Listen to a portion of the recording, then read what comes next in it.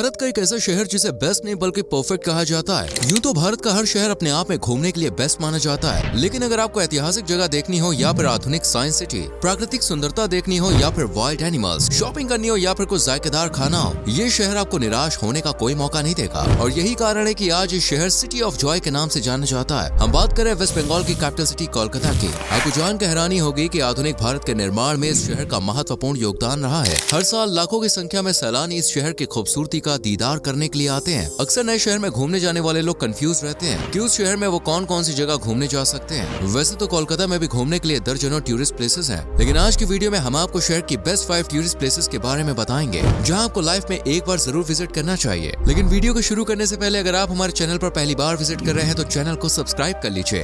Victoria memorial. Kolkata की most visited tourist place में पहले स्थान पर विक्टोरिया मेमोरियल का नाम आता है। बहुत से लोगों को लगता है कि यह महल क्वीन विक्टोरिया के लिए बनवाया गया था और वो यहाँ पर आकर रहती थी, लेकिन आपको जान कर हैरानी होगी कि क्वीन विक्टोरिया अपने जीवन काल में एक बार भी भारत नहीं आई थी। उनका निधन साल 1901 में हो गया था और इसके करीब 5 साल बाद साल 1906 में विक्टोरिया मेमोरियल की नींव रखी गई। ये मेमोरियल उनकी याद में बनवाया गया था और प्रिंस ऑफ वेल्स ने इस मेमोरियल की आधारशिला रखी थी। उस समय इस इमारत को बनवाने में 1 करोड़ 5 लाख रुपए का खर्चा आया था। एक और मजे की बात यह है कि इस इमारत को बनाने के लिए चंदा भारतीयों से ही लिया गया था। अंग्रेजों ने तो सिर्फ चंद पैसे ही लगाए थे और बाकी सारा पैसा बंगाली और भारतीय लोगों ने चंदे के रूप में दिया था। लॉर्ड कर्जन की देखरेख में इसका निर्माण शुरू हुआ था और इसे पूरा बनाने में 15 सालों का वक्त लगा था। साल 1921 में ये मेमोरियल आम लोगों के लिए खोल दिया गया था। विक्टोरिया मेमोरियल की ऊंचाई 184 फीट है और इसके बाहर 64 एकड़ एरिया में खूबसूरत गार्डन बने हुए हैं। इस महल में काफी हद तक ताजमहल की झलक भी नजर आती है, वो इसलिए भी क्योंकि इसका निर्माण भी ताजमहल की तरह ही सफेद मकराना मार्बल से किया गया है। इस मेमोरियल को ब्रिटिश और मुगल वास्तुकला को मिलाकर तैयार किया गया है। आर्किटेक्ट विलियम एमरसन ने इस इमारत का आर्किटेक्चर और नक्शा तैयार किया था। जिस स्थान पर विक्टोरिया महल बना है, पहले यहाँ पर प्रेसिडेंसी जेल हुआ करती थी। मेमोरियल बनवाने के लिए जेल को एलिपोर्ट शिफ्ट कर दिया गया।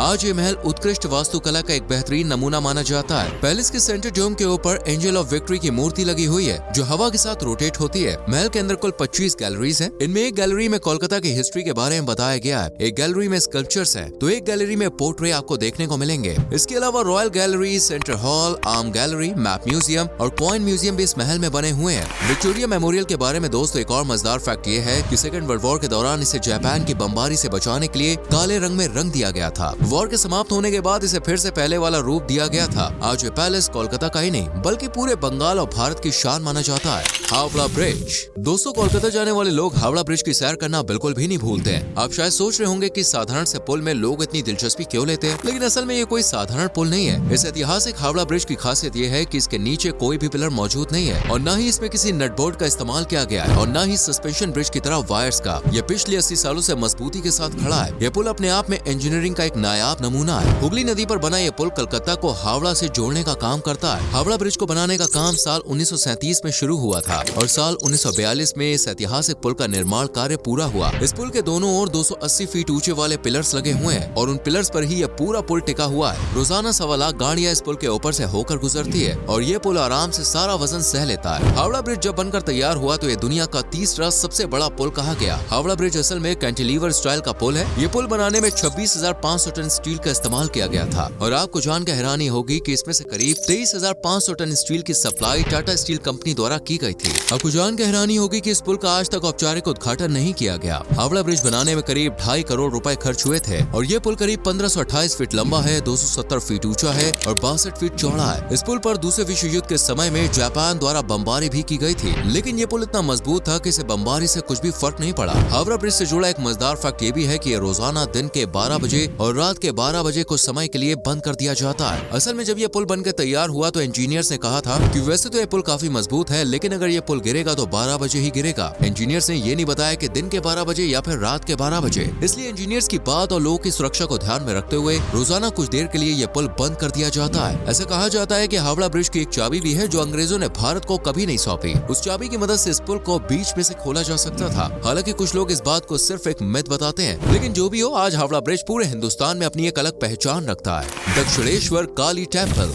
दोस्तों, कोलकाता का नाम माँ काली के नाम पर रखा गया है। ये बात आपने सुनी होगी कि इस शहर को माँ काली का निवास स्थान भी कहा जाता है और शहर में एक भव्य मंदिर भी है जहाँ साल भर श्रद्धालुओं की भीड़ लगी रहती है। उत्तर कोलकाता में हुगली नदी के किनारे दक्षिणेश्वर काली मंदिर स्थित है, जो कुल 25 एकड़ एरिया में फैला हुआ है। इस मंदिर को 51 शक्तिपीठों में से एक माना जाता है और कहा जाता है कि यहाँ पर माँ माँ के दाएं पैर की 4 उंगलियां आकर गिरी थी। माँ काली के भवतारिणी रूप की पूजा इस मंदिर में होती है। मंदिर में माँ काली की मूर्ति बहुत ही मनमोहक है। हाथों में अस्त्र शस्त्र लिए माँ काली भगवान शिव की छाती पर पैर रखकर खड़ी है। इस मंदिर का निर्माण साल 1847 में शुरू हुआ था और 1855 में यह मंदिर बनकर तैयार हुआ था। मंदिर के निर्माण कार्य की कहानी भी दोस्तों बहुत ही रोचक है। ऐसा बताया जाता है कि रासमणी नाम की एक शूद्र और विधवा महिला ने इस मंदिर का निर्माण कार्य कराया था। शूद्र होने के बावजूद वो एक समृद्ध परिवार से थे। माँ काली ने स्वयं सपने में आकर रासमणी को मंदिर बनाने का आदेश दिया था और उन्हें मंदिर के लिए उपयुक्त जगह भी बताई थी। 8 सालों की मेहनत और 9 लाख रुपए की लागत के बाद ये मंदिर तैयार हुआ था। लेकिन चूंकि इस मंदिर का निर्माण एक शूद्र ने कराया था तो कोई भी ब्राह्मण मंदिर में पुजारी बनने के लिए तैयार नहीं हुआ। ये बात जब रामकृष्ण परमहंस को पता चली तो वो खुद मंदिर में पुजारी बनने के लिए तैयार हो गए। दक्षिणेश्वर काली मंदिर को रामकृष्ण परमहंस की तोप स्थली भी कहा जाता है। माँ काली के मंदिर के अलावा कृष्ण मंदिर, शिव मंदिर और 12 शिवलिंग भी यहाँ पर बने हुए हैं। इस मंदिर की वास्तुकला भी दोस्तों बेमिसाल है। हिंदू, इस्लामिक और यूरोपियन स्टाइल में मंदिर का निर्माण कार्य हुआ था। यहाँ पर भक्तों द्वारा सच्चे मन से मांगी जाने वाली सभी मुरादें पूरी होती हैं। पश्चिम बंगाल में आज भी नेता चुनाव से पहले एक बार मंदिर के दर्शन करने जरूर जाते हैं।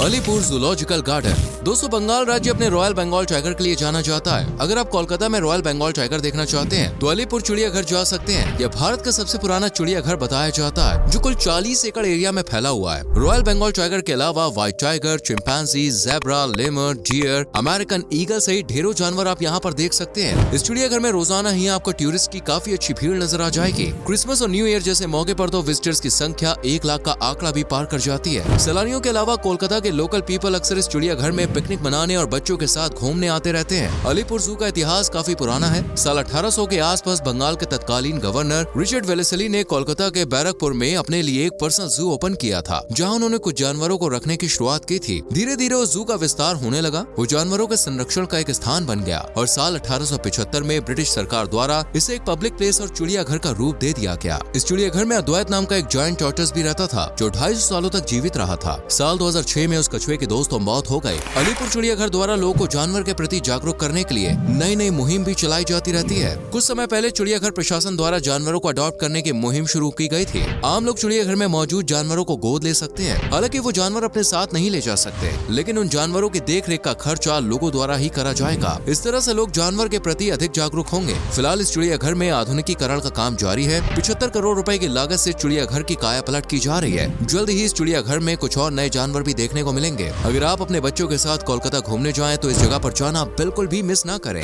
बेलूर मठ। दोस्तों वैसे तो धार्मिक स्थल किसी एक धर्म को ही समर्पित होते हैं, लेकिन कोलकाता का बेलूर मठ एक ऐसा स्थान है जो सभी धर्म के अनुयायियों का दिल खोलकर स्वागत करता है। बेलूर मठ की स्थापना स्वामी विवेकानंद जी ने साल 1897 में की थी। विदेशों में भारत और हिंदू संस्कृति का कई साल प्रचार करने के बाद वो भारत लौटे थे और बेलूर मठ की स्थापना की थी। इस मठ की खास बात यह है कि यहाँ पर आपको बौद्ध, इस्लामिक, हिंदू और विदेशी आर्किटेक्चर की झलक एक साथ नजर आएगी। ये मठ किसी एक धर्म को समर्पित नहीं है। सभी धर्मों के लोग आध्यात्मिक शांति प्राप्त करने मठ में आते हैं। बेलूर मठ कुल 40 एकड़ एरिया में फैला हुआ है। स्वामी विवेकानंद जी ने अपने जीवन के अंतिम कुछ साल यहीं पर गुजारे थे। साल 1902 में इस मठ में ही उन्होंने समाधि ली थी। बेलूर मठ में कुल 8 मंदिर बने हुए हैं जो रामकृष्ण परमहंस, स्वामी विवेकानंद, शारदा देवी और अन्य कुछ शिष्यों को समर्पित है। इस मठ में रामकृष्ण मिशन का हेडक्वार्टर भी है। आज इस मिशन की दुनिया भर में करीब 194 शाखाएं हैं। कई अस्पताल, स्कूल और एजुकेशनल इंस्टीट्यूट इस मठ के द्वारा संचालित किए जाते हैं। डॉक्टर APJ अब्दुल कलाम जी ने बेलूर मठ को भारत का राष्ट्रीय महत्व और ऐतिहासिक विरासत बताया था। कोलकाता घूमने के बाद यदि आप थक गए हैं तो मन की शांति की तलाश में एक बार इस मठ में जरूर विजिट कीजिए। तो दोस्तों ये थे कोलकाता के वो 5 स्थान जहाँ पर आप घूमने के लिए जा सकते हैं। क्योंकि आपने हमारी वीडियो एंड तक देखी है तो एक और इंटरेस्टिंग जगह के बारे में हम आपको बता देते हैं, वो है इंडियन म्यूजियम ऑफ कोलकाता। अगर आपको इतिहास में दिलचस्पी है और ऐतिहासिक चीजें देखने का शौक रखते हैं तो ये म्यूजियम आपको जरूर पसंद आएगा। भारत का सबसे बड़ा और सबसे पुराना म्यूजियम का दर्जा भी इसी म्यूजियम को प्राप्त है। हर साल लाखों टूरिस्ट इस म्यूजियम में विजिट करते हैं। उम्मीद करते हैं दोस्तों आपको हमारी आज की वीडियो पसंद आई होगी। अच्छी लगी हो तो वीडियो को लाइक और शेयर करके चैनल को सब्सक्राइब कीजिए और बेल आइकॉन प्रेस करें। अगर आपको कोलकाता जाने का मौका मिले तो आप सबसे पहले कौन सी जगह देखना चाहेंगे कमेंट सेक्शन में जरूर लिखें। और आप कभी कोलकाता गए हैं तो अपने एक्सपीरियंस हमारे संग शेयर जरूर कीजिए। मिलते हैं आपसे एक और वीडियो में। Till then bye bye, take care.